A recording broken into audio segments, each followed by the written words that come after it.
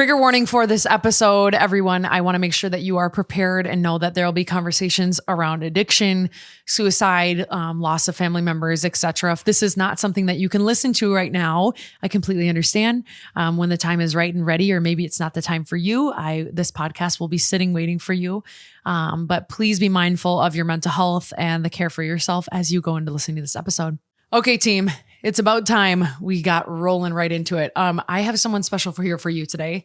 He's so special. Andy's here from Jordan, my fiance's podcast, member guest podcast, and he's here to talk about something that I don't think I've ever talked about in full on an episode. I'm sure we've mentioned in the past in my previous podcast and especially here today, but I feel like it's so important. And whenever I think about talking about this thing, I'm like, I need the right person and I need someone who can speak to it, but also like has a story and doesn't have a problem like kind of diving into the past a little bit and talking about their past, but can help people move forward. That's more about what this is moving forward. And Andy's here. Andy, hi. Hey. How are you? Good. How's the new gig going? It's going good. Yeah. You like the new studio? I love it. Yeah, Isn't it cool? Great. No, love the walls and yeah, me too. the paneling. It's great. Thank you. My dad and I did that myself. Yeah. When I came in here, when they first painted it, it was literally a periwinkle purple, like bright. And they were like, "Do you like it?" And I was like,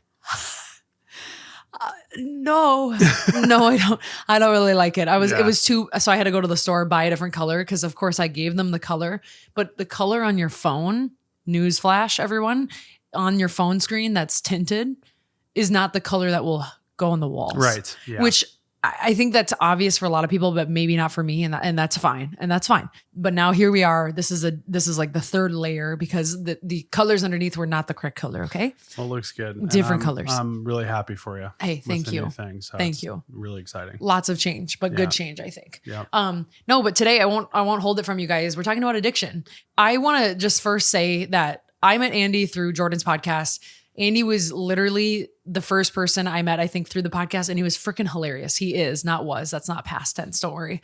And we have so much fun. We have fun with his wife, Sarah. He's just literally been hilarious. I don't know why. I feel like the one word I want to use for you is hilarity. Thank you. Hilarity. And Sarah, if she was hearing this right now, she's like, he's not that funny. Yeah, that's right. But the only reason I knew Andy was had previous I want to say issues with addiction. Is that okay? Yeah. Is that an okay way to say it? Absolutely. Was that he didn't drink. He wasn't ordering when we ordered drinks when we were out for drinks. And then all of a sudden he started talking about his past and kind of making light of it and joking in a way that I've never heard anybody joke about something so serious, frankly. But honestly, it was admirable and it was a different way to look at it completely. So Andy's here. We're going to talk about it. We'll dive in, but I'm excited for you guys to listen.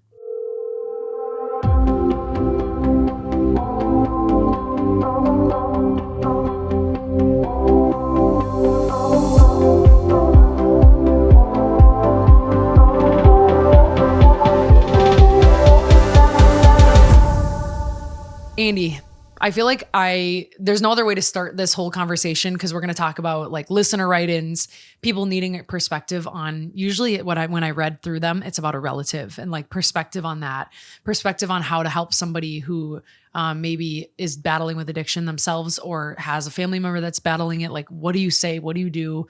When to help them? But I feel like I can't talk about that yet until I understand your story and we hear your story. Yeah. So I'm a person in, I guess we say I'm a person in recovery. Yeah.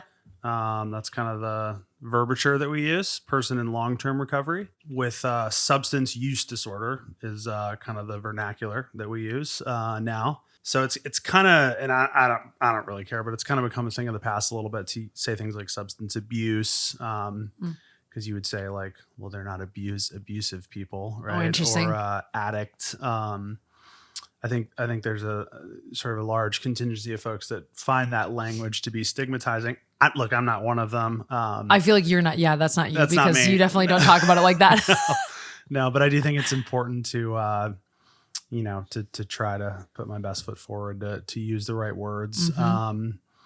So yeah, look, I mean, I've been in recovery for, let's see, in January, it'll be 14 years. Oh, wow. So it's been a long time. Found recovery at a young age. So I feel like really fortunate that happened. Yeah.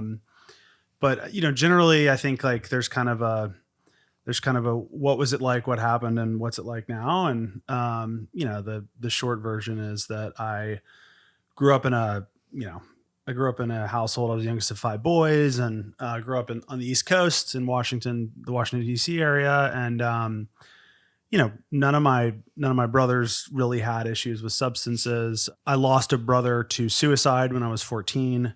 Oh, wow. Really young. Yeah. So I was didn't young, realize how young. and we were close. And, that event had a big impact on me, and started to kind of, get out and about and, find ways to not feel the way I was feeling. Right. And quickly found substances to be the path that seemed to really work. My story isn't particularly unique or that interesting. Like a lot of people, it's not like I drank one night and became an alcoholic, right? Like, and I think that there's an element of that where there's sort of a bit of a disservice, or there at least was to my generation, with like the Dare campaign and all the fear mongering and stuff, yeah, right? Like I thought, like, if I got drunk or got high, like the police would come, or I would like have a third eye, or like, you know what I mean? Or like, be flat like the girl. Right, Everyone remembers exactly. that commercial, by the way.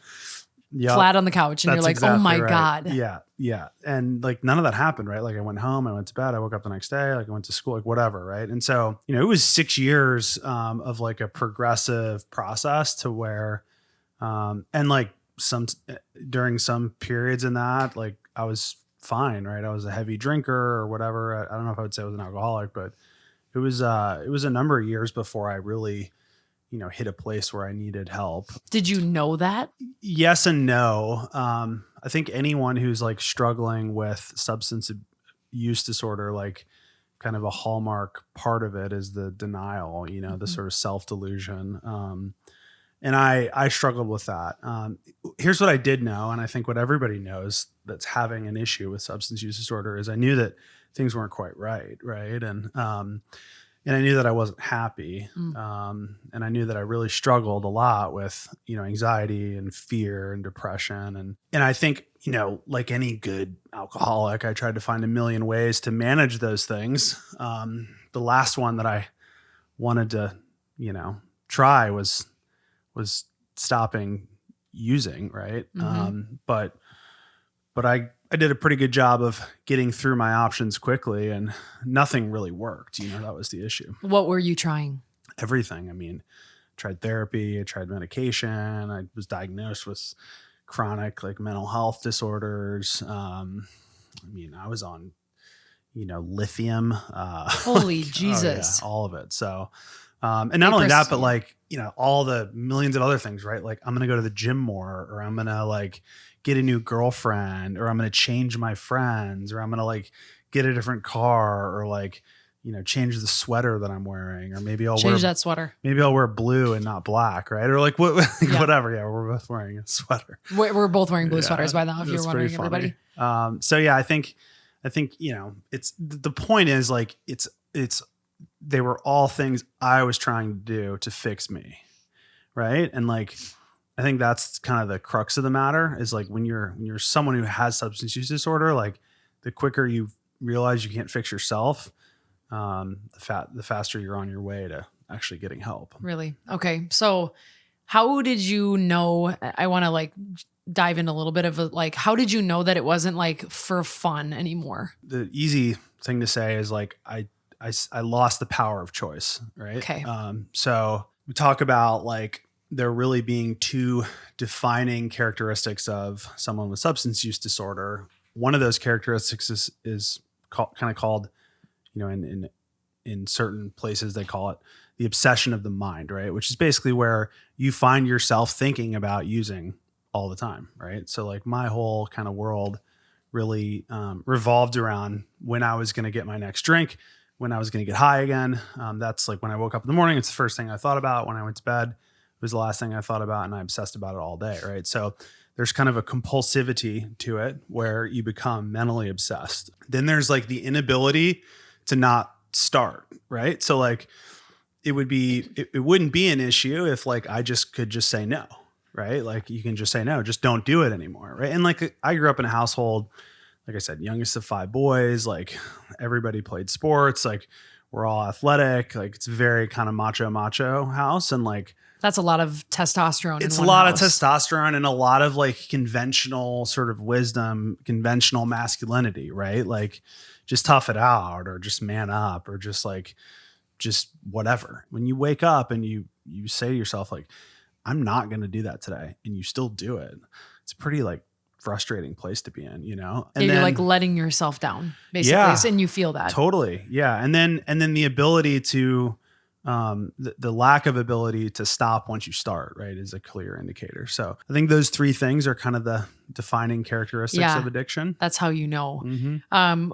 So you talked about how you change your mindset too. And is it because you say, okay, when you're addicted, you kind of are in a cycle of denial. Mm-hmm. And then there's a turning point. Like, Mhm. what is that turning point? Like, did someone talk to you? Did you just realize, wake up one day and be like, I might have a problem? Like, I think it's different for everybody, Yeah. you know? Part of my story is like, I had I don't want to say like white light experience, but I had a transformative like experience, like an event that happened, oh my God. that changed things for me. I heard a voice, which sounds insane. I'm a very like rational, practical person.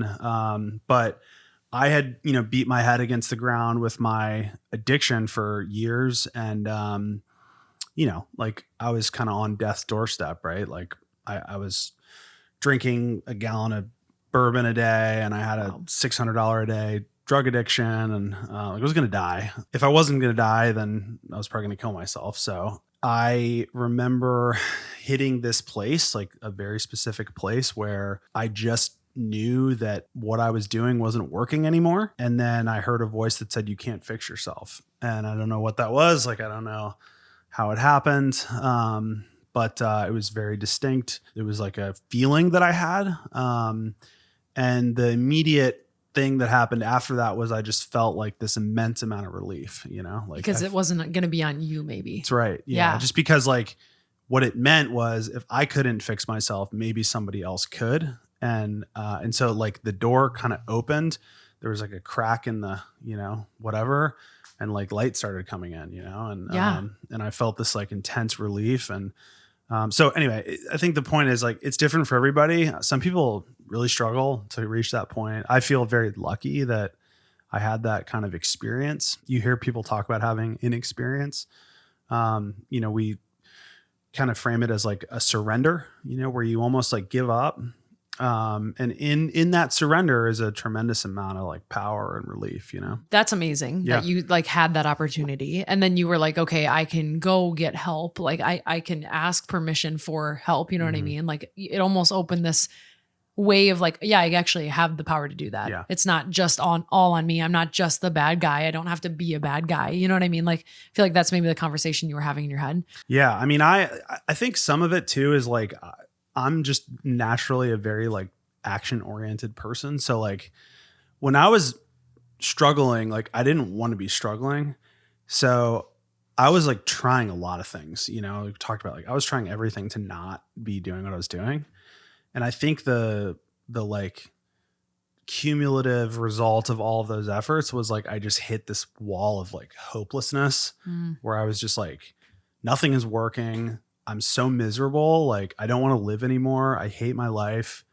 And it was just like, I can't be fixed. And I was just like, so in a way, like at my bottom was like where I started to rise again, you know, because in that surrender, in like that giving up process, that like, I'm not in control. I can't fix this. Like I don't, I don't have the power within me to change this. Which was like inconsistent with everything I ever thought I knew. Yeah. Right. Like I thought surrendering was for cowards. You know what I mean? Well, like especially growing up in such a Totally. testosterone filled home, like, you know what I mean? And traditional ways. Yeah. So like waving the white flag was like not in my DNA, Who did you go to first? Well, actually my dad actually helped me. He had come to me and said like, son, you need to get help. Right. And he gave me 2 choices. Like one was like, don't be a part of our lives. And it was like very like contrasting, right? One was like, don't be a part of our lives, like get out of the house, like excommunicate yourself from the family, or like go to treatment. And I was like, excommunicate myself from the family. No, you did not. Yeah. And it was like the easiest decision ever, right? Because like for me, nothing was more important than what I was doing, you know? And Yeah. so I know that sounds like, and it's insane to look back on and be like, those were the decisions I was making. But I think that's just the grip this thing gets on you, you know? How did that flip? It flipped, you know, after when I had that experience. And then Okay. That was in between. I'm That's sorry. correct, yeah. I see. Yeah. So then I went back and said, look, like I'm willing to go. And I got on a plane, and the rest is history, I guess. Yeah. Can I ask where you went? Yeah. So I went to treatment at Hazelden here in Minnesota. That's how I ended up here. Yeah. Oh, that's how you ended Isn't up that here. crazy? Yeah, I know. I did not know that part of the story. So our house that we God. built Yeah. is like a mile from where I went to treatment. No way. Mhm. I did Yeah. not know that part. Yeah. So it's crazy. I drive by it like all the time. Don't know if that's a good or bad thing. It's a lot of reminder of your past. Yeah. It's weird. It's like, here I am. I'm this like dude that has like a wife and a house and like dogs. Well, you're and a like job. fully living your like an insane life. and By I the way, used to just be got a there. badass job. I got a new job, and so it's really weird. But yeah, I went to treatment, and that whole thing was wild. So we can get into that. I don't know. I mean, I would love to understand it. Maybe can I ask one more question Yeah. before we talk about that? How long were you addicted for? Or- A couple of years probably. Okay. So the way I'd like describe it is, you know how like a car engine has like the RPM meter, Mhm. right? And like you can like rev your engine like pretty good, and like, yeah, it might do a little damage. There's a certain point where like when you redline it enough times, like your engine's just gone. Yeah. That's what addiction is like, right? So there's people that you and I know, there's people that we grew up with who like, they redline it a lot, right? Mhm. But they haven't like crossed that threshold. Mm-hmm. I crossed the threshold somewhere, you know, a year or 2 years before I went to treatment. And once I crossed it, it was like, you know, I didn't look back. Full send, full foot on the throttle. Yeah. Like by the time that I, you know, went to treatment, I literally like, you know, was dying. Oh my God. Yeah. Did you feel remorse? Because I know I had a lot of listener write-ins, and we'll get there too, but I want to hear about treatment first. But did you feel like at the time, right? You're in denial for a while. Then did you know the harm you were causing to yourself and to other people around you? Yeah. I mean, no, not initially. And then like, that became a big part of the kind of process that I went through is confronting all that. Yeah. So like in the act is what I'm wondering, because a lot of people, when they wrote in, they were like, my dad is an alcoholic, or my dad uses, and I don't know if he understands that he's hurting us. He doesn't. No. Okay. No. No, I mean, I didn't know. I was like, there's a disconnect, right? Like there's a self-delusion, you know? And many times this is common. Like, you know, I knew that I was miserable, but like I could put on, you know, like a jacket and a tie and like go to dinner and like have a conversation and turn like, it on, basically. trick you into like thinking I was like a total stud, you know, like, you know what I mean? Like that's the cunning, baffling, like Dr. Jekyll and Mr. Hyde nature of kind of the disease. And alcoholics and people with substance use are sort of notoriously smart, like charismatic, like, you know, like it's an interesting bunch.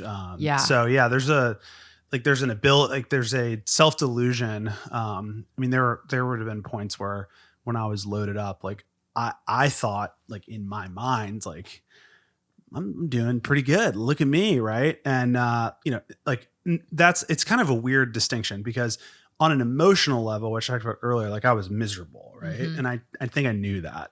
But in turn, like you're totally disconnected with like how the world perceives you. Right? Interesting. So like, yeah, you think that like, you know, everybody like thinks you're great or thinks you're funny or thinks you're like whatever, and like it's not really how. And maybe don't know what's going on actually behind closed doors, even though it actually probably isn't happening only behind closed doors. Right. It's happening around them, and they know. That's right. Is there something, before we talk about the actual treatment, that someone could have said to you to make you go into treatment earlier or get help earlier, or flat out stop? Because that's a question I got wrote in hundreds of times. Yeah, no, I mean, and it's a good question. Like I wish I could like answer this one. I don't know.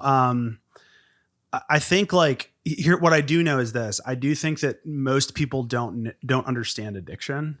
And I don't think many of the people around me understood addiction. And so, you know, maybe, I think it takes an education. It takes an understanding of like what the disease is. It takes a level of empathy.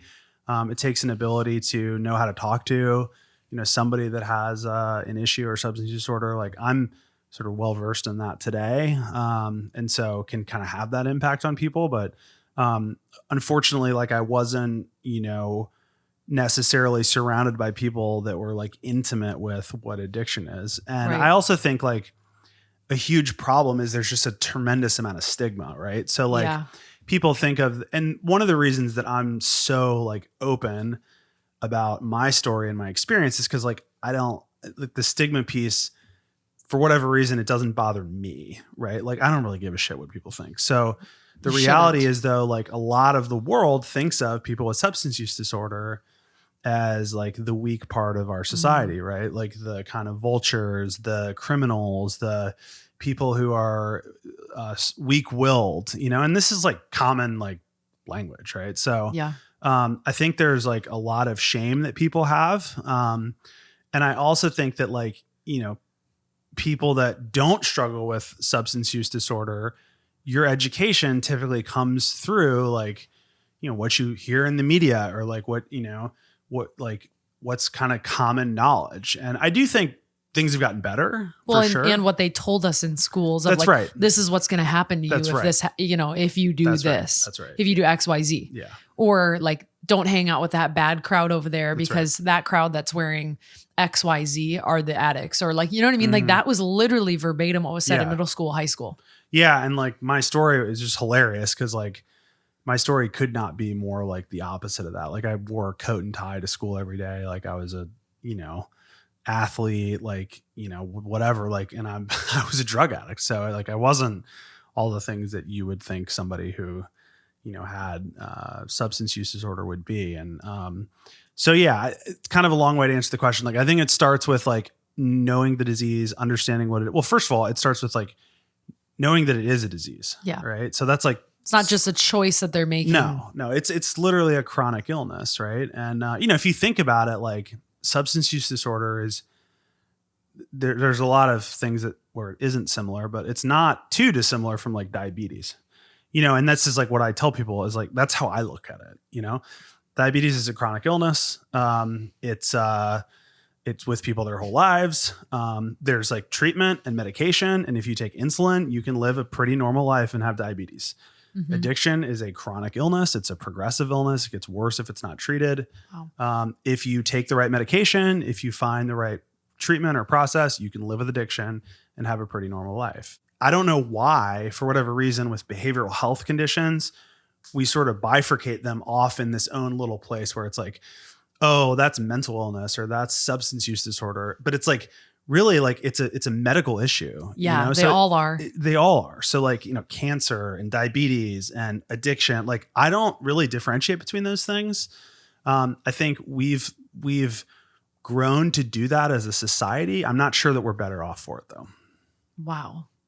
That's insane. Tell me about treatment because we kind of took a segue, but it was all important information. Yeah. And this is a whole like, black box. So I'll start maybe with my experience. When I went to treatment, I landed in Minnesota. I went to like a 28-day, what they call residential treatment program. So you're living there, obviously. You're living there. You're on a unit. You start in detox and then you kind of make your way through. That process was eye-opening. Like I think it was important for me to do from both a medical perspective, but also to get a foundation or framework around what I was struggling with. And so as I started to get into the process, I started to learn about what addiction is, what it means.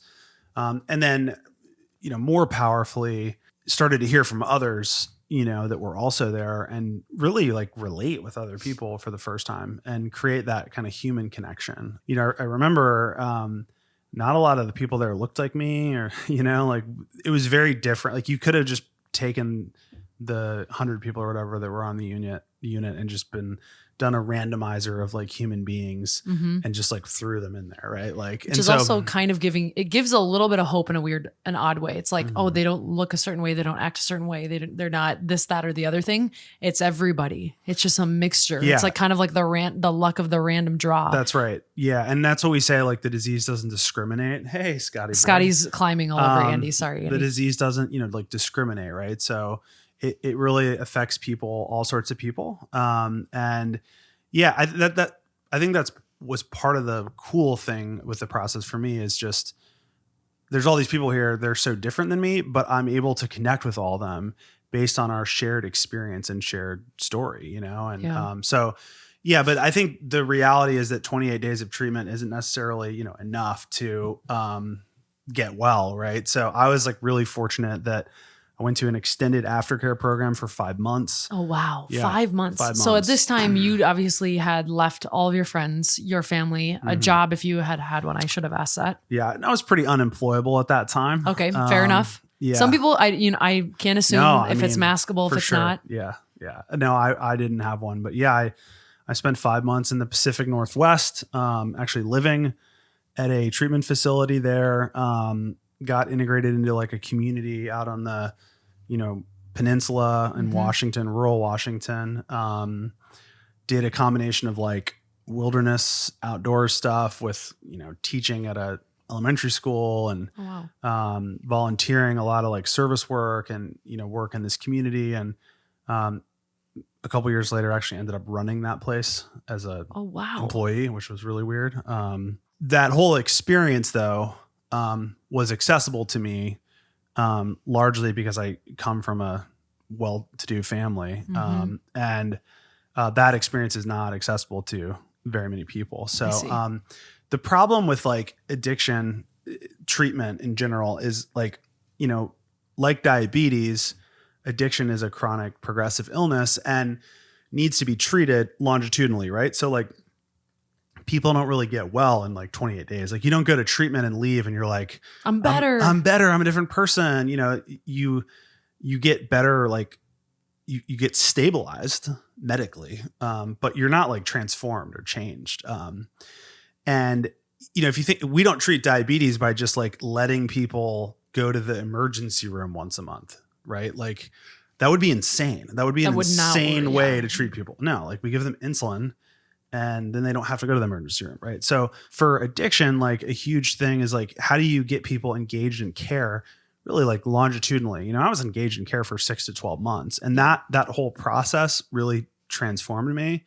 But I don't think we've nailed that as a system. And that's been a huge part of like what I've been focusing on the last, 10 years in my career. That's amazing. Yeah. Do you want to talk about that? Yeah, no, sure. I mean, I realized in my time as a patient that the difference between me, like guy who kind of made it, right, and like people who didn't was pretty simple. Like, sure, there was an element of I wanted it. I sat in the front row. I did all the right things, but I just kind of kept doing the next thing. Like go to aftercare, go to sober living, go do this thing, and it was like I was engaged in the process for a really long period of time, and then by the end of it, I was a new person. But you had all of that time to be a part of it. That's whereas right. Accessibility is not quite there. I mean, I just watched like else. literally like dozens of my friends like die because they didn't go to the next step. They didn't, go to aftercare. Their family couldn't afford it. They, whatever the reasons were, right? Yeah. It was inaccessible. Insurance wouldn't cover it, like all the things. And so,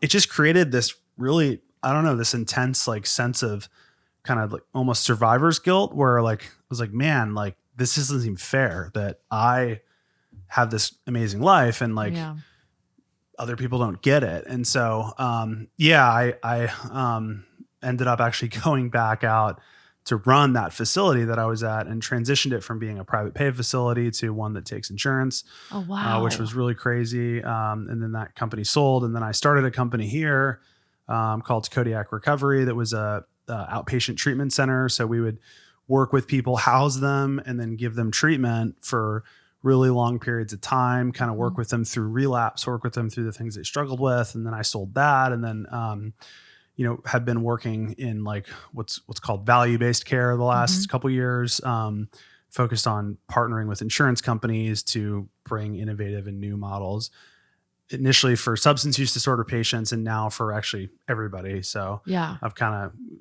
branched out to being more interested or as interested in just healthcare in general for everybody, because it's pretty screwed up, the system. That's at the macro level. Micro level, what are you doing? Yeah, micro level, we have kind of communities of people. They're everywhere. They're in churches. They're all over the place. So I'm pretty engaged in those communities. And then when you say that, what do you mean? Like AA groups or like different like? Yeah, we don't necessarily identify with that Really? in a public forum, but I'm involved in recovery communities, and there's a lot of different types of recovery communities. Not just AA and NA, but there's just the ones that you hear the most are the ones that are AA and NA. Yeah, and they kind of get a bad rap, but there's Smart Recovery and all kinds of different groups out there now for people. I work with people on an individual basis. My phone probably rings, 50 times a year. Yeah. Just people who know me, and they're like, you wouldn't believe it. Like people that we know that I wouldn't tell you. Yeah. Right? Like, and then I do a lot of speaking, actually at schools. So. Oh, I love that. Yeah. I remember being spoken to by someone who was impacted by funny, this, and I remember it. Yeah. And it changed the way I thought about things. That's and cool. The respect that I had for that person. That's cool. Who like got help and however it came about. Details are scratchy, but like just the fact that they changed their life and then they wanted to come back to make sure maybe like, I don't want to use the word catch, but catch somebody before they made like a substance use for a little bit for fun into substance issues that they had later. Yeah. You know what I mean? Yeah. I mean, it's funny because I remember the person that came and talked to me when I was in school, and I remember being like, I have nothing in common with this guy. Like he's like way different. And and he was like, I was at an all boys prep school, and this was a like guy from Kentucky that like murdered someone. Oh my God. Yeah. And so it was like, whoa. And they do try to go to the most extreme. I don't know why they do that. And it's like, guys, like if you just send a normal person in there, I'm definitely not a normal person, but I'm close. I don't think any of us are normal. No. I'm not gonna lie. But like, who can just connect with the kids and like relate with them. There is a lot of research that says that if you can postpone starting using kind of past brain development, you can actually circumvent addiction. Really? Yeah, you can stop it from happening. So there's some interesting research on that.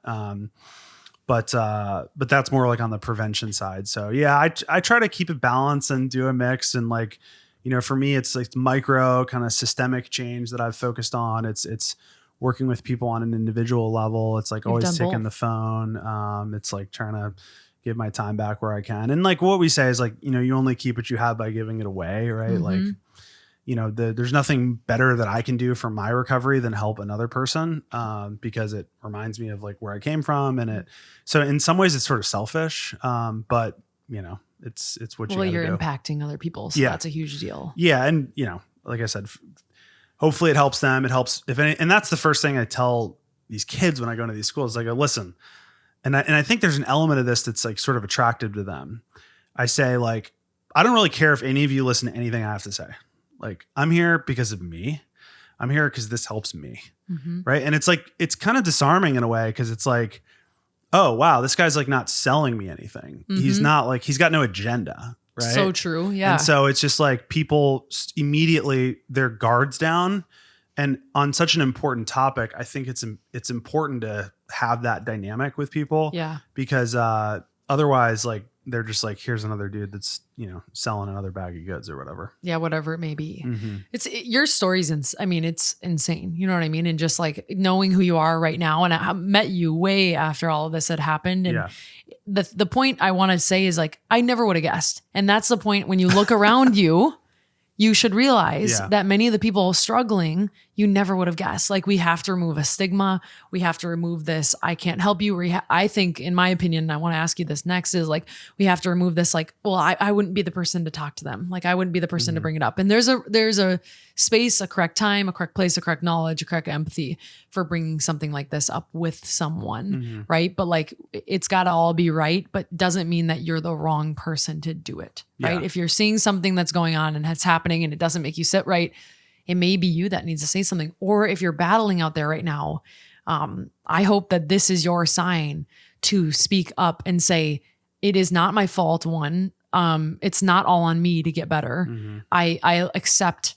anyone to help me, because this isn't me that's going to fix me. It's me going and receiving support that's going to fix me. That's right. Yeah, no, 100%. And I do think, like, you know, yeah, I mean, if you're listening to this podcast, like, so kudos to you for having me on. Yeah, thanks. I think it's great to be like talking about this, because yeah, I mean, you start to see the ripple effect of, like, you arm people with the right information and they become dangerous, right? And in a good way, you know, and like, and you know, one person impacts another person, and like the snowball like happens really quickly. And so, yeah, I do think, like, you know, if you have a friend or a loved one who's struggling, like, there's 100%. Not only are there ways to help them, there's ways to help you too, right? And that's the other thing, like, because you're hurting as well. Probably. Yeah. And like, one of the things that really like hit me so quickly is, especially on the treatment side, is like, man, the person who is addicted is a part of, usually, like, almost every time, they're a part of a family system, right? And like, that person is at the center of that family system, but everybody in that family system is struggling. And to a certain extent, everybody in that family system is sick in some way, shape, or form. And so what I always tell people is, like, everybody's always fixated and obsessed with, like, what do we do with Johnny? Right. Like, and my first thing I always say is, like, why don't you go to like a yoga class? You know, or like, let's start with you. Like, how are you let's doing? start taking care of you, and then we'll think about like how we can help Johnny. But like, you do have to be selfish in that way. If you have a loved one or somebody, like, you've got to make sure that your house is in order. Right. And that's the thing that actually starts suffering all the time in these dynamics, is you develop these really intense codependencies and enablement and all sorts of like family systems issues that really, like, the origin of them is that, right? It's like, everybody's obsessed with the person who's struggling, and like, rightfully so. But the best way to help them is to start with you. Finding grounding in yourself, that's right. Making yourself feel better, making yourself not as fixated on them. Yes. Even though that's like the biggest fear, is that it's almost like a control thing of like, if I stop fixating on the person, they might do something. They might get worse. I might have wished I'd done something sooner. Yeah. And that's probably maybe potentially true. The reality is, like, you can't control it either way. So like, it's not your fault. And you have to like learn to like come to grips with that.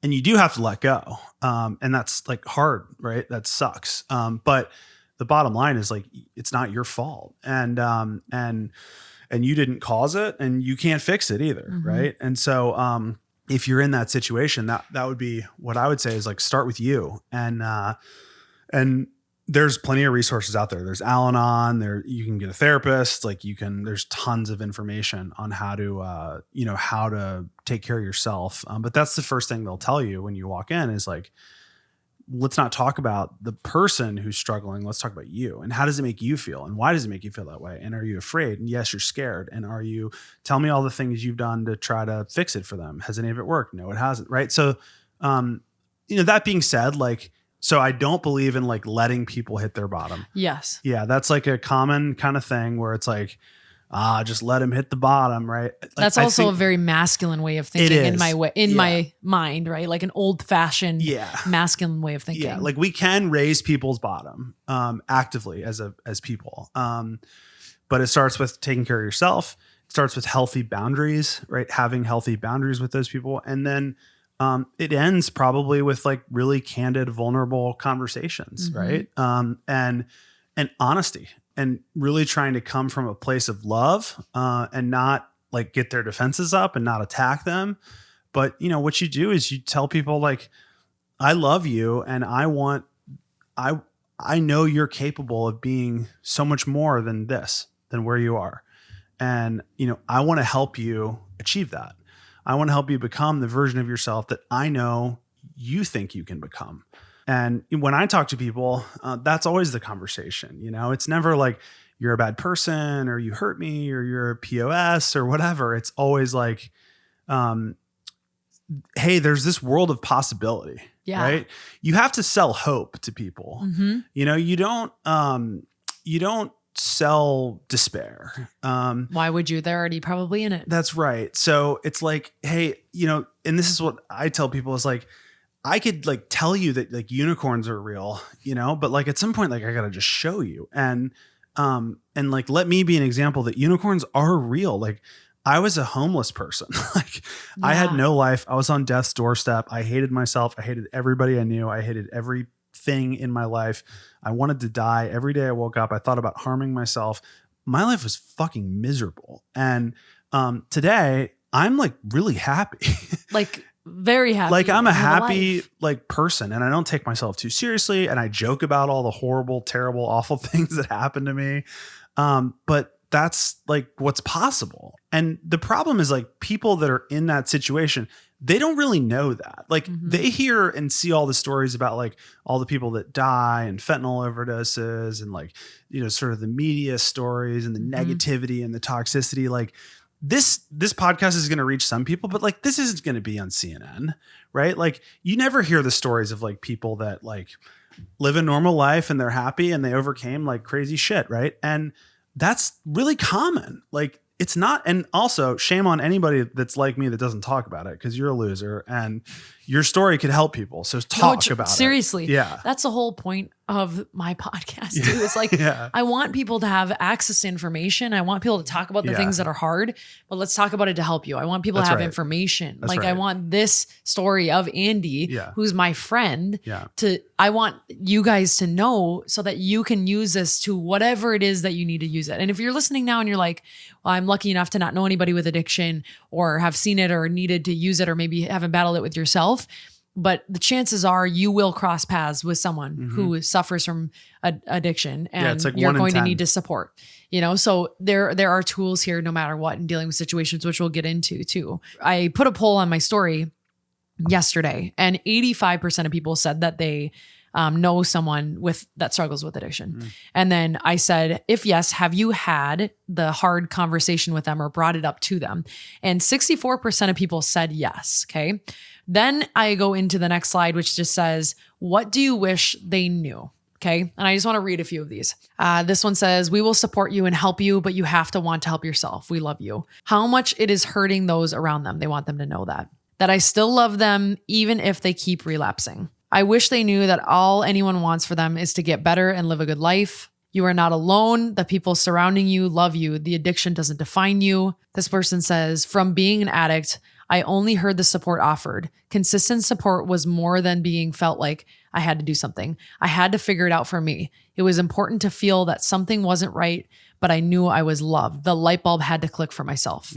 This one says, I wish you could have chosen me over your addiction. I wish you had the choice. So it's talking about choice and actually knowing that. I wish I could have separated my own emotions with their situation, but it was my dad. And it's hard to remember that addiction is a mental health issue and it isn't something they can control. You are loved no matter what. There's a lot of loved ones. This one says, it's easier to tell people I don't have a dad than explain that he chose drugs over the family, which is just horrible to hear. This one says, I wish they could see my perspective and the hurt they've caused others. A lot of people who are kind of remorseful and a little bit angry and still processing. This one says, my dad passed away from addiction and I wish I could tell him I don't blame him like I used to. And then powerful. I'll just read one more. I wish you had chose me. Which is just horrible. It's everywhere, you guys. Like if you, and I want you to feel safe in this episode, that like it could be around you. And if it is, I'm really, really sorry, but you have to take care of yourself first. And if it's you who's struggling or wondering if you're struggling, cause I think maybe it perked your interest of like, oh gosh, I might be battling something. I hope you can take the first step in getting support. And I will put links and I might look to you, Andy, to provide them in the bio of the episode. So like in the description, I'm going to put links if you want to look at them, research them, use them to your advantage, I'm going to get resource links there for you guys. I also asked, if you are someone who struggles with addiction, what do you wish you could tell your closest people, or what do you wish that they knew or said? And this says, I wish they could have told me sooner or taken me seriously when I said I had a problem. This one says, I'm sober 1.5 years, but the addictive thoughts never go away, and I still have a daily struggle. So, I mean, it's around us, it's everywhere. And I just hope that people can find support and feel like we're talking about something for a reason. It's really, really important. Yeah. I hope you're taking something away from this. That's my goal. Yeah. Yeah, go ahead. No, I was going to say, to that person, they do go away, and it's hard, right? It took me a long time, a year or 2 years, kind of same thing, but they do go away. Like, life does kind of get better. Right. And I think if there's any message that, like, I want to communicate here, and if there's any, like,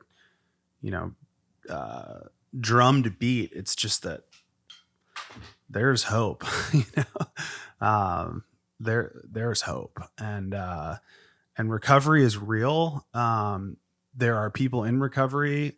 Treatment does work, evidence-based treatment, the right treatment, and people can transform. In life, people don't. This is interesting. I'm just wondering your thoughts on this. Okay. Do you think people change?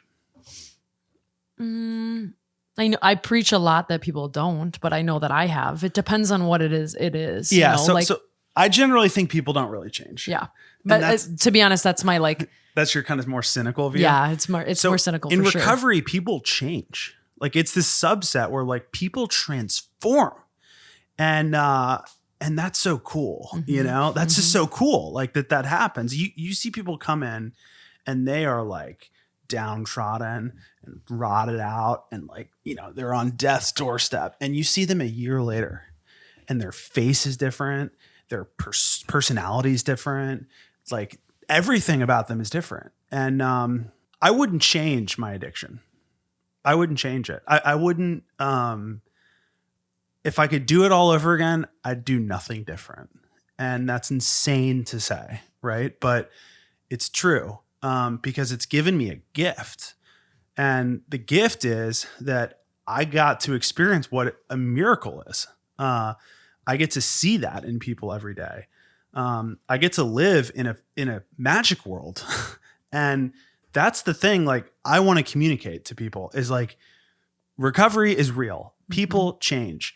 You can get well. You can have a better life. You can help people with addiction.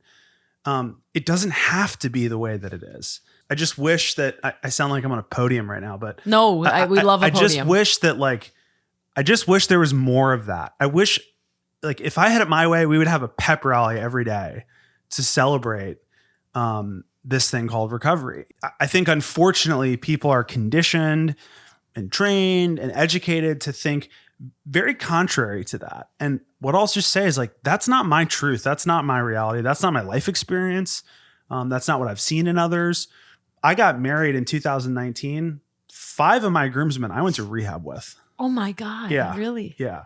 I mean, those are your people that understand you to your core. Yeah. And, like, they're my best friends in the world. And you lifted each other one of them is married in New York, has a job, has 3 kids. They're all adorable. They're in Disney World right now. I love that. Like, another one is a doctor now.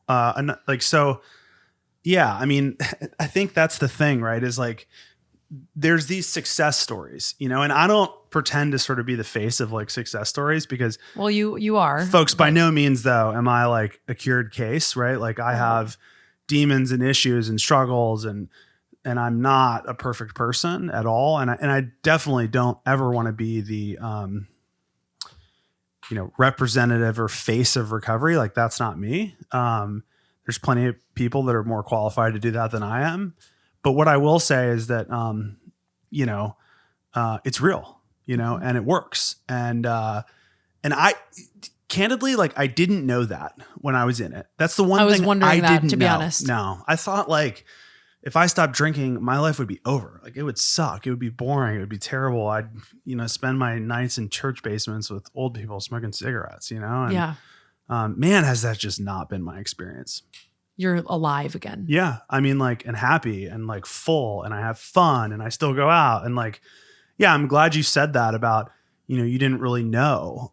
That's the miracle. That's the gift. It's like, I can go to dinner with you guys and Be the funniest person there by far. Order a club soda with some cranberry or whatever. And I don't think about it. If this Andy was talking to that Andy, I don't know if that Andy would have believed like what I'm saying.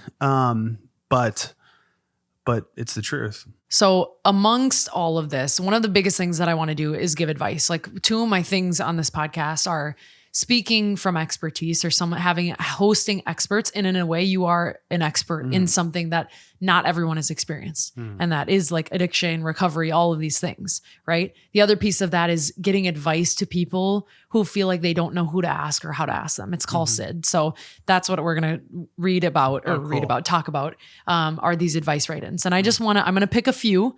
I'm going to try to get to everybody's, but if I don't get to it, I will respond to you.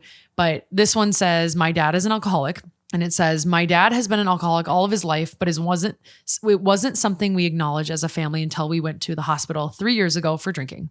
There's now a huge stigma in my immediate family surrounding drinking and alcohol abuse. He's going to therapy, has tried AA, and hates it because he's not religious, and it's all centered around that. Continuously tells us how he knows he can do it and stop drinking, but he has problems actually making it even a week. Throughout the 3 years, he's probably made it 2 weeks max. My siblings and I have been affected by it because my mom will get furious with him, and it affects the rest of us. It's that cycle every time of him being the best dad, husband ever, to him drinking and thinking he's hiding it. He's not, but he's never been violent or anything, just slurry, to my mom being mad. She takes it personally now because of the 3 years of consistent lying, to him apologizing and groveling, to 3 to 5 really great days with my family, to him drinking again. So it's a cycle. It's exhausting. And as his oldest child, I feel a lot of pressure to make sure everything and everyone is tended to emotionally, especially since my mom refuses to go to therapy. He is not religious and doesn't feel like he's had the aha moment. And I would like that to happen for him without him needing to hit rock bottom. I also feel like it's not my job as a child to say things to him about this. I don't know what to do. That's tough. Well, I mean, kudos for writing in. Yeah. Thank you, everybody, seriously, who writes in. And if you wrote in, especially about this tougher episode, I really, really appreciate it. Yeah. And obviously, like, really sorry for what you're going through and the emotional roller coaster of dealing with someone, especially as your dad. And, it's hard to tell if this is like a grown up person. Do you know if it sounds like it's somebody about my age, if I had to guess, because it sounds like they're around their parents enough, but can't tell if they live at home or not. Yeah. So, I think I would probably preface everything in this advice section with I'm not a licensed therapist. I'm not licensed to give financial advice. No. I was like, when are we giving, where's the money going? No. It sounds like, we're kind of in one of those situations, right? Like, the oldest, I think there's a line in there. What did they say? I always feel like I need to take care of everyone. Yeah. Right? Especially since my mom won't go to therapy, I think is what it says. Yeah. And, man, that's a burden. That's a huge burden. When you're the peacekeeper and you're the glue and you're the one that's responsible for keeping it all together. And I would just say you got to let yourself off the hook a little bit there. Right. Cut yourself some slack and take care of yourself and build those healthy boundaries with your parents. And sometimes that's really weird to do when you're not the parent, because you're kind of being the parent.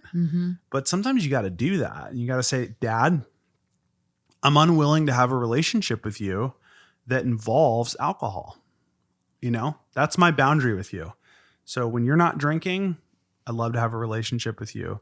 When you're drinking, I'm unwilling to have a relationship with you. And, I really like how that you put that. That's a fair thing to say. And might be, harder than, I'm saying it here, but I do think thinking about, hey, how am I taking care of me? And then how am I communicating my boundaries with this person, and like I said, that's hard to do. But that's the best way you can help your dad, because if he's not experiencing the consequences of his drinking, And one of those consequences is like, I might not have a relationship with my daughter, then you owe it to him to make him feel those consequences. 100%. You know? Yeah, absolutely. These are hard to read, to be honest with you guys. I'm Yeah. not going to lie. They're hard because there are people truly being like, I feel like I don't know what to do. And I'm, again, we're obviously not therapists, but of course I will always try to support in any way, shape or form that I can. This one says addiction runs deep. So I have a large family background of addicts on both sides, and I do not do drugs of any kind except drink alcohol. As someone in my early 20s, a lot of people around me do cocaine, party drugs, go to raves and take those drugs, etc. Hell yeah. Because addiction runs on my mom's side, and on my dad's side of the family, I refuse to try anything. Heck, my father has ruined his life because of drugs, and my grandma and grandpa died due to alcoholism and addiction to drugs. I find it hard to be around friends when they do drugs, but I have even gotten into an argument with a friend about smoking weed and how I even refuse to do that because it's just not for me. What advice or suggestions do you have for this? I feel like I've seen the worst of drugs, and I'm like to be an advocate for people not to do them or try them, but most people my age do. There's a principle called attraction, not promotion. And that principle is very effective at getting people to consider alternatives. So thinking about how does this apply to my life today? I'm a person in long-term recovery. I don't drink. I never, ever, ever, ever, ever comment on people's drinking or drug use ever, right? Even if it's like severe in terms of like things I see and observe. If it's a loved one or somebody I care about, I'll intervene or help them or whatever. Right. But what I'm saying is like, I don't project my reality onto other people. And what I instead do is like, I live Andy's best life. And if people are into that or attracted to that, which if Andy's best life is as good as Andy thinks it is, they will be, people will be inquisitive and they'll ask like, hey, so you're not drinking, or, hey, you know, I noticed like you don't do drugs or whatever. And then maybe I'll share a little bit of my truth with them on that. But I have to be really careful not to project onto other people my own reality, because that can feel really alienating and judgmental and can make people super defensive. It's not your problem what they're up to, basically. That's is what right. you're saying. But it doesn't mean that you don't have things to process, because it sounds like you've got a lot to process, right? Yeah. And kind of separating it from your identity. But that doesn't mean that you have to do any of the things that your friends are doing or what the people around you are doing. It's more so just like living your full truth as your sober self, besides alcohol, and just not having a care in the world for what other people are doing. That's right. You have to try to separate it, because otherwise it's going to drive you literally mad. Insane. Yeah. And that's right. And like, you can't control what other people do. So, but like, I love what you're doing, and it's really cool that that's your truth, and like, just be about it, you know, and wear it. And like, but I think there's a kind of this weird line between like embracing that and being that and having it be a part of you versus kind of projecting that onto other people. I would be a really unpopular like character if like, in the circles I run around with, if I was like, you know, judged people when they drank alcohol. And again, I'm not saying this person does that, but what I do see this actually as a very common thing, especially people in recovery. They start getting on their like high horse, and it's like hilarious because I'm like, me on my high horse about people drinking and doing drugs. Like, that is a comedy, right? Like, I'm the last person to judge anyone for their behavior as it relates to that. So it's a cool truth that you have. And, but the best way to influence others is by being that example to them versus telling them. Yeah. Love that. I'm going to try to do a few more, and I know we're getting into like over an hour, but I really want to try to help a few more people. So we're going to go through a few more. Okay. This one says, am I wrong for wanting to sit my babysitter down and tell her she's an idiot for staying in her relationship? They've been together 3-ish years now, broke up once and now back together again. He rarely comes around, and suddenly we're seeing less and less of her. Things she used to do, work out, plan family gets together, simply hang out with me, aren't happening to me anymore. And it's a red flag for sure. We never see her. Her boyfriend hasn't had a job since May and lives in his parents' basement. He is 25, but a month or so ago, we find out that her boyfriend had withdrawal seizure from not drinking for about 10 hours. My whole family has been concerned with how much alcohol he is always consuming and how it seems like he can't go an hour without another drink. I don't think I've seen him without alcohol. Well, ever since the seizure, he started treatment and the goal is to get sober, but he has my sister convinced the goal is to be able to handle his alcohol better. So he has no goal to quit drinking. And he's convincing her the amount of consumption is okay because he's doing better, even though it's still an everyday thing. I feel like I'm losing my little sister and she won't stop talking about marriage and buying a house with this man. And my parents are concerned and don't love him, and we're all struggling. Is it too far to sit her down and voice our concerns? I think she will feel attacked, so we haven't talked to her about it yet. She gets so defensive about it and thinks he's fine and she hasn't changed. Yeah.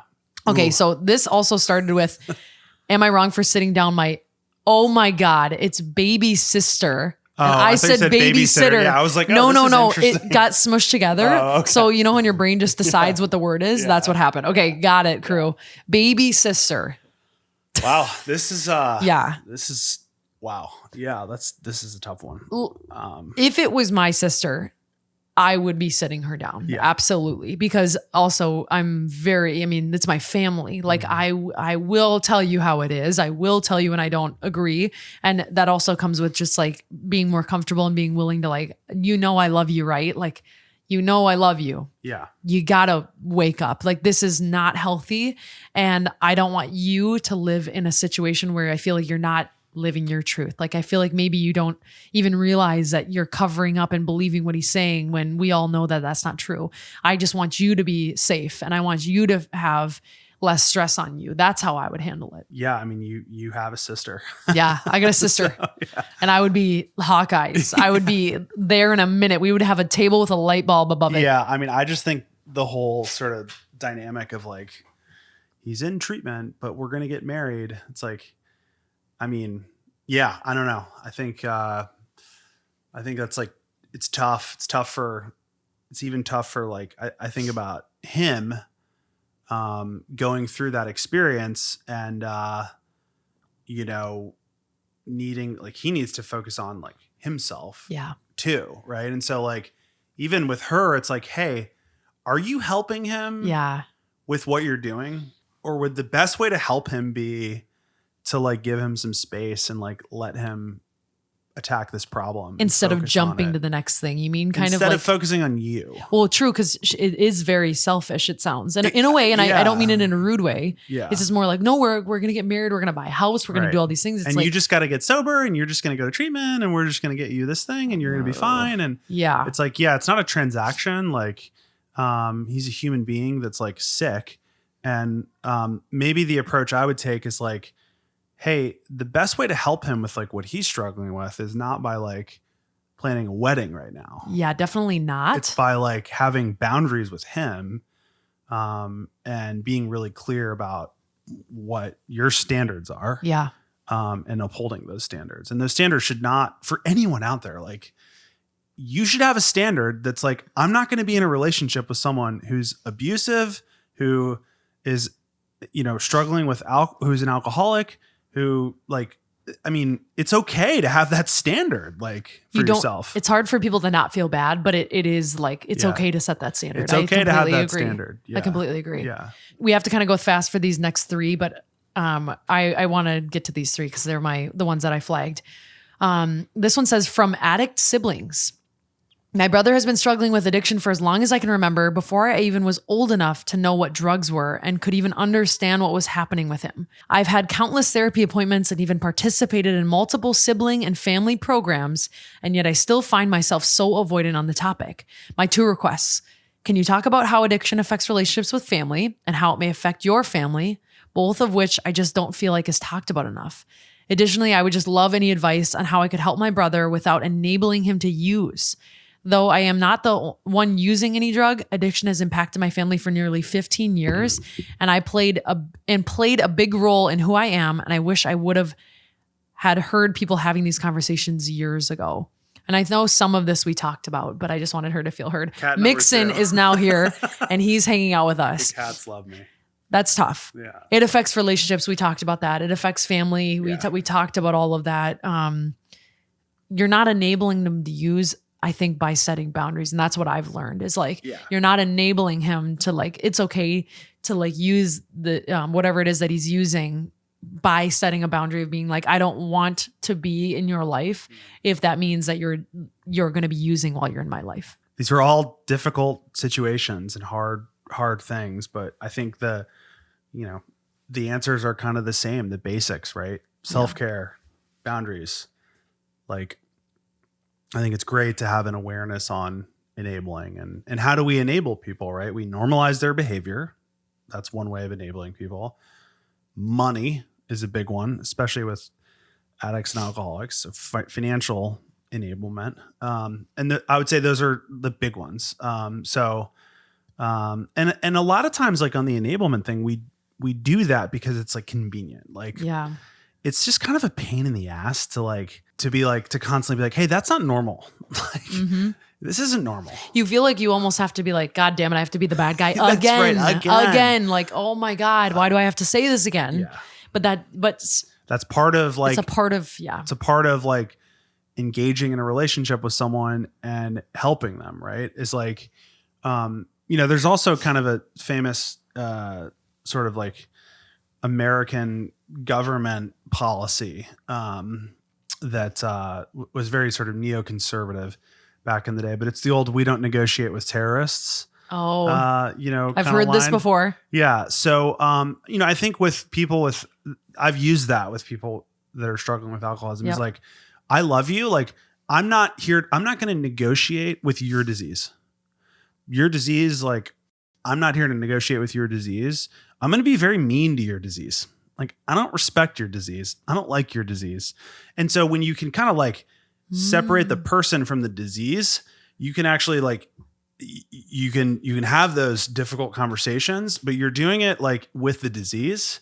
You're not doing it like with the person. And so that's an easier little hack for people. I really like that. Sydney, I'm going to talk to your addiction and I don't like your addiction. Like, I'm hurt by your addiction. Your addiction bothers me all the time.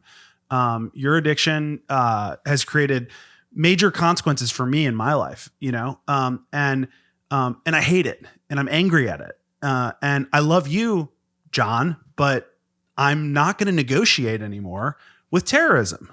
I'm not going to let this ruin our family. I'm not going to let this ruin our life. I'm not going to let this take everyone and everybody that's involved in the situation hostage.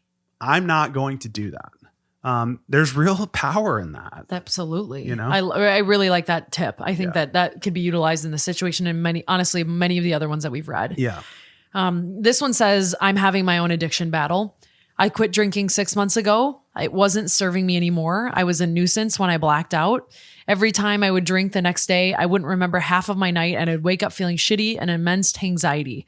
Leaving alcohol behind was the best decision for me. However, I still dabble in pot. I say dabble because I don't smoke a lot, not at every social occasion or even weekly. It's just once in a while. As someone who's completely sober, how do you feel about this? Am I cheating? Sometimes I feel guilty for indulging in something when I know people have come fully sober, making zero exceptions. Mm-hmm. Yeah, it's an interesting one. Thanks for being candid and vulnerable.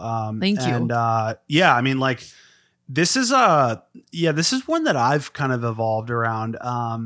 So I think it kind of maps a little bit to that idea of like, be really careful not to project your own experience and truth onto everybody else.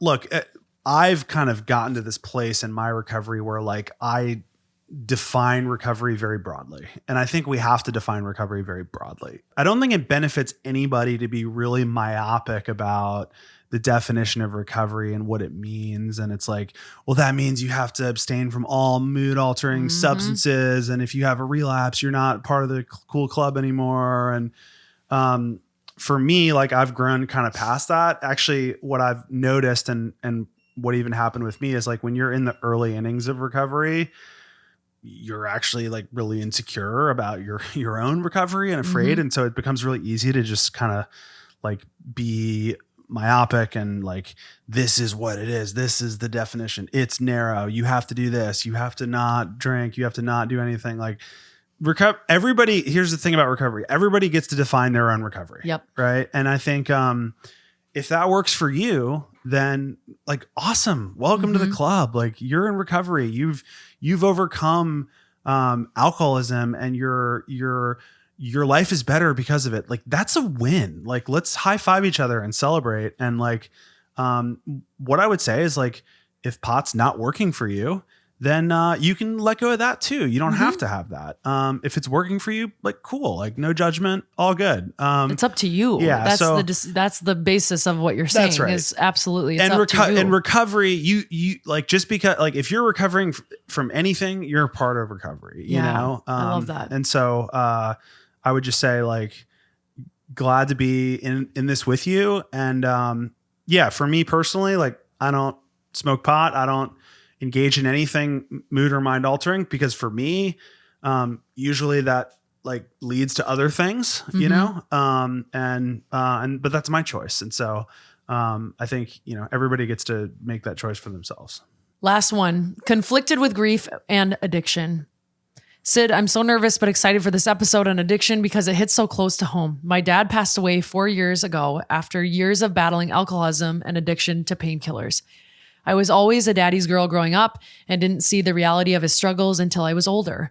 I always knew he loved my sister and I unconditionally, so I struggled to understand why that wasn't enough to overcome his addiction, and I held a lot of anger because of that.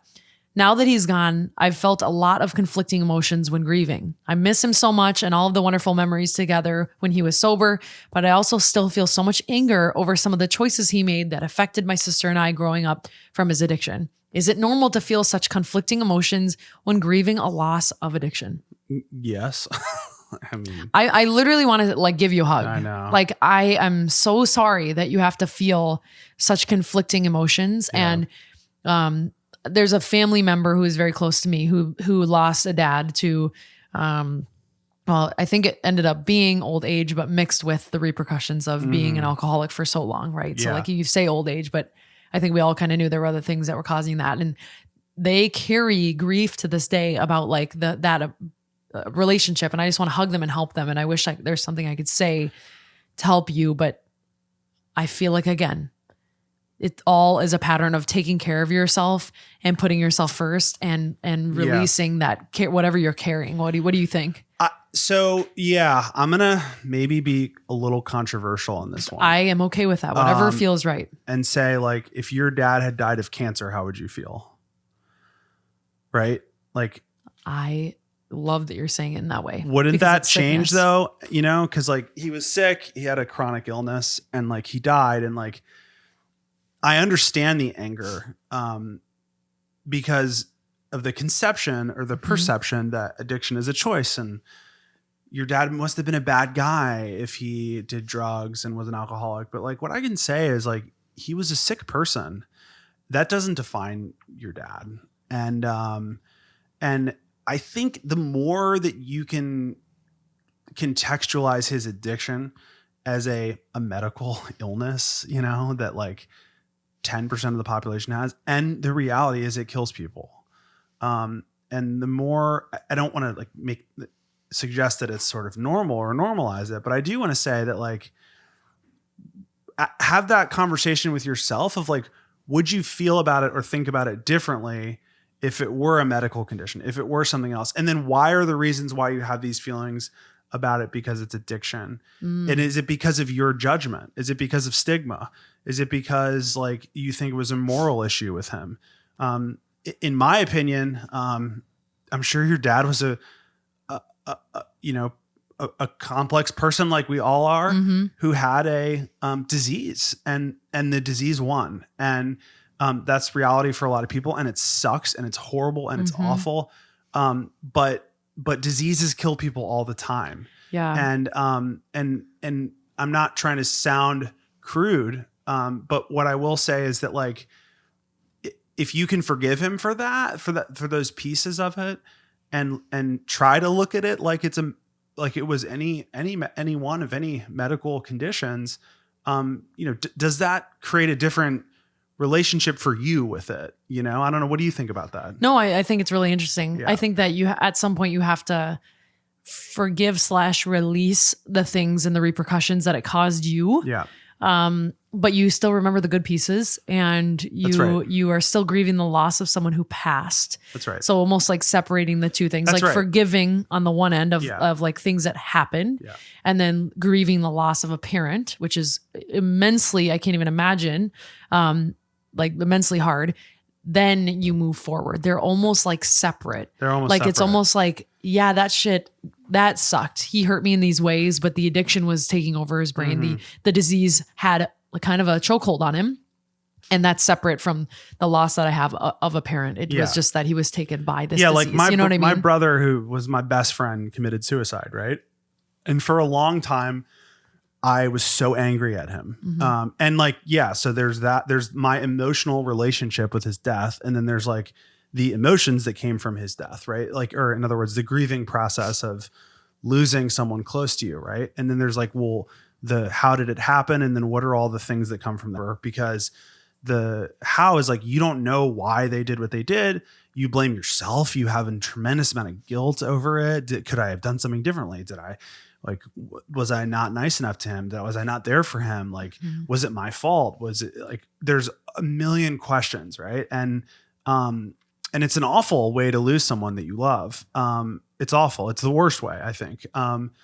But eventually I reached a place with it where I realized that we lost my brother to sickness, right? And we lost him because he was infected with an illness and it killed him. And that's really sad. And I can grieve his death and be at peace with what happened to him without needing to overanalyze what killed him. I see what you're saying. Yeah. Like, because if he had got hit by a car or something else, like it would have just been like he was hit by a car, right? Like, period. Like, it sucks. It's the control thing again. That's right. And like the you being a part of it. That's piece. right. Yeah. That's that right. eats people alive and That's lets right. them not let things go. That's right. Yeah. That kills people. And look, I got a lot of empathy for you because I'll tell you, that almost killed me. Like, in terms of the responsibility that I felt over what happened to him. That literally almost killed me. And where things changed for me was like the realization, so to speak, that like, he just died and he died from an illness and it killed him, like I said, but it wasn't my fault. It wasn't anybody's fault. And I can like go through this process of grieving my brother without the attachment of, it was my fault, or, things could have been, all the millions of questions that come from like suicide, And I think the same thing is true with addiction and people who die there. Yeah, I appreciate that perspective. And I just appreciate every single person that wrote in, and I appreciate you for sharing all these details about your life. And everybody who's listening, I appreciate that you were willing to have this open, vulnerable, candid conversation about something that is very difficult. And I sympathize with you if you battled it yourself, if you have a family member that's battled it and is battling it actively, or in the future, if you have to come into terms with someone close to you or yourself battling something similar. Please know that there are resources for you. Please know that this conversation was meant to support you, help you, move you forward, and give you a different perspective on addiction and grieving and all of the things. So Andy, I really appreciate it. Like, thank you so much for talking about these things, because it's hard. Yeah. And we're going to put resources in the description. If this conversation left you feeling a little bit down, uneasy, uncomfortable, I am happy, because that means that you are listening and talking about things and opening your mind to things that maybe we don't talk about nearly enough. And if you have a story, an addictive story or addiction story, I urge you to talk about it more. Yeah. Yeah. And I really, really do. Yeah. Like I said, it's all good. There's hope, There's hope. We've got hope for you. So, yeah. Thank you for being here. I appreciate it. You guys listen to Member Guest Podcast as well. That's my fiance's podcast and Andy's podcast. Yeah, that's the whole reason I came on, really, was to plug the pod. We knew it. We knew it. Yeah. I already knew that. We appreciate you. We love you. Well Said Podcast, Well Said with Sid, all of the places. Remember, you can always call me or text me. It just rings for a long time. 612 470-7569. Thank you. I hope this episode impacted you, because it truly impacted me. So thanks, everybody. Thank you.